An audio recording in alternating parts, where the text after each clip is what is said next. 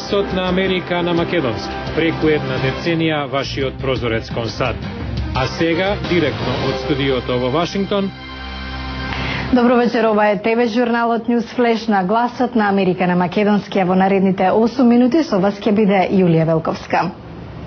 А во ова издание, во Белата куќа средба меѓу американскиот председател Барак Обама и израелскиот премиер Бенџамин Нетањаху. Во фокусот на разговорите израелско-палестинските мировни напори. Топлотен бран во северозападниот дел на САД со рекордно високи температури наредниве денови. Останете со нас. Американскиот председател Барак Обама се среќава со израелскиот премиер Бенџамин Нетањаху во Белата куќа на разговори за мировните напори и регионалната безбедност. Нетањаху изјави дека главна цел на посетата е да обезбеди американска поддршка за започнување на директни мировни разговори со палестинците. Израелскиот лидер последен пат го посети Вашингтон во март, кусо време откако Израел најави изградба на 1600 нови домови за еврејски доселеници во претежно арапскиот дел од источен Ерусалим. САД тогаш го критикуваа Израел поради потегот до кој дојде кога подпредседателот Џо Бајден беше во посета на Израел. Во наредните неколку дена ќе биде најдобро граѓаните на Вашингтон, Њујорк, Филаделфија и Бостон да не излегуваат надвор. Причина е топлотниот бран што го зафати североисточниот дел на САД. Метеоролозите предвидуваат рекордно високи температури наредниве неколку дена над 37 степени Целзиусови. Националната метеоролошка служба веќе издаде предупредување за жешкото време, советувајќи ги жителите да пијат доволно течности и да останат во климатизирани простории. Британската кралица Елизабета II е во куса посета на Њујорк, каде последен пат престојуваше пред 30 години. На дневен ред на 84 годишниот монарх се обраќање пред Генералното собрание на Обединетите нации и полагање на венец на местото каде се издигаше светскиот трговски центар. Кралицата ќе отвори британската градина на сеќавање, посветена на 67-те британски државјани кои загинаа во терористичките напади на 11 септември 2001.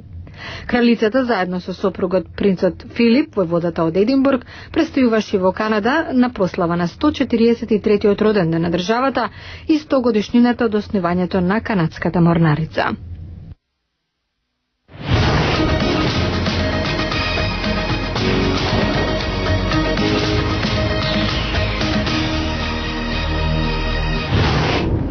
Американците се подебели. Според најнов извештај, бројот на лица со прекумерна тежина минатата година се зголемил во 28 сојузни држави.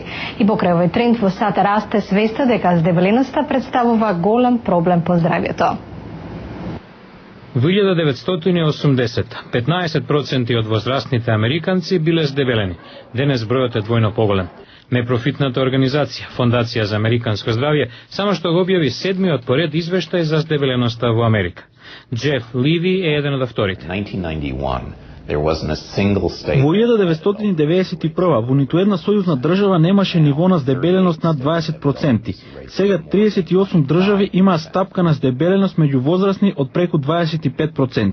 Од минатата година, нови 4 држави регистрирале ниво на здебеленост од алармантни 30% и повеќе. Постојат многу објаснувања. Прво, многу сме понеактивни од порано. Општеството го градиме околу нашите автомобили, околу тоа да бидеме неактивни. Студиите покажуваат врска меѓу времето минато на компјутер или пред телевизор и прекомерната тежина. Други истражувања акцентираат висококалоричната храна. Ливи наведува и други ризични фактори. Сиромаштијата, например. Свежото овошје, зеленчук, квалитетното месо и риба се скапи, ама населбите со ниски примања има мал број на супермаркети. Ова е закана за нашите деца, за нашите семејства и што е најважно, закана за нашата нација. Првата дама на САД, Мишел Обама, води кампања против здебеленоста кај децата.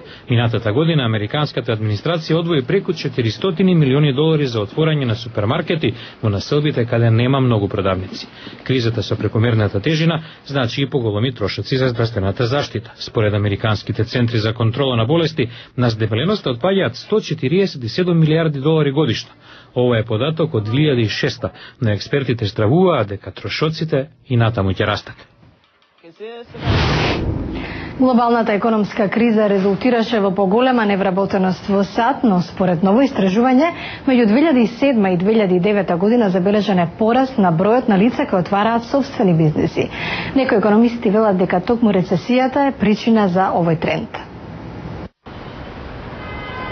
Работниот ден на Джеси Рауч посекако е невообичаен. Наместо во канцеларија, работната маса најчесто е во локалното кафуле. Пред 4 месеци започнал свој бизнис и веќе ги чувствува бенефициите. Имам слобода, избор на што ќе работам, можноста да поспијам наутро. Но собствениот бизнис носи и ризик. За да живеам ја користам за штедата, помислата на тоа застрашува. Рауч одлучил да започне свој бизнис откако му завршил договорот со непрофитната организација во која работел. Памела Стро се решила на истото поради проблеми барајќи работа. Беше фрустрирачки. Минав 10 месеци барајќи работа и за тоа време се пријавив за над 250 места. Според годишниот индекс на предприемништво на фондацијата Кауфман, 2009-та бројот на новоотворени бизниси бил највисок изминативе 14 години.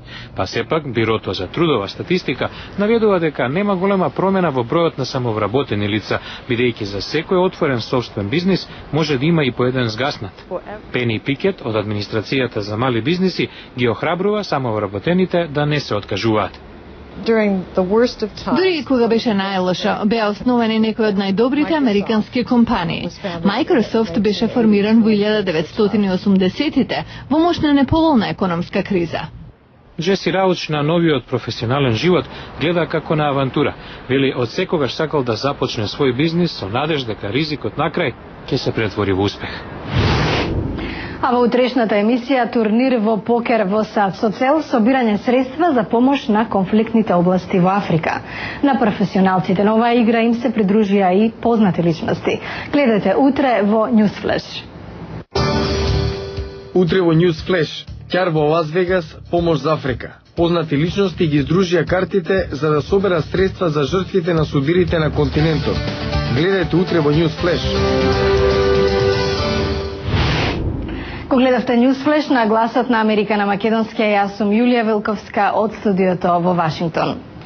За најнови содржини посетете нашата веб страница гласнааmerika.com. Пријатна вечер.